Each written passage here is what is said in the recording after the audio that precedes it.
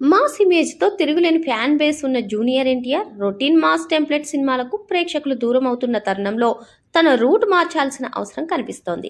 దేవర లాంటి చిత్రాలు మెప్పించినా కెరీర్ని వైవిధ్యభరితంగా మార్చుకోవడానికి వెంకీ అట్లూరి వంటి క్లాస్ డైరెక్ట్తో పనిచేస్తే బాగుంటుందనే చర్చ కూడా నడుస్తోంది. గతంలో త్రివిక్రమ్తో చేసిన అరవింద సమేత ఎన్టీఆర్లోని నటుడికి మంచి పేరు తెచ్చిపెట్టింది.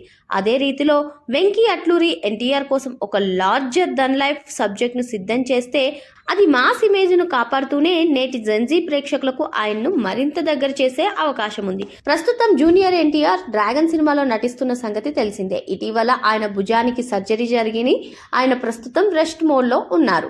అయితే డ్రాగన్ తర్వాత త్రివిక్రమ్తో మూవీ కూడా తీస్తున్నారు. గాడ్ ఆఫ్ వార్స్ వంటి సెన్సేషనల్ టైటిల్తో ఈ సినిమా సుబ్రహ్మణ్యేశ్వర స్వామి కథాంశంతో రానున్న సంగతి కూడా తెలిసిందే. మరి ఇటువంటి సమయంలో ఇప్పుడు వెంకీ అట్లూరితో సినిమా చేయాలని చెప్పి నెట్టింట పెద్ద చర్చకైతే దారితీసింది.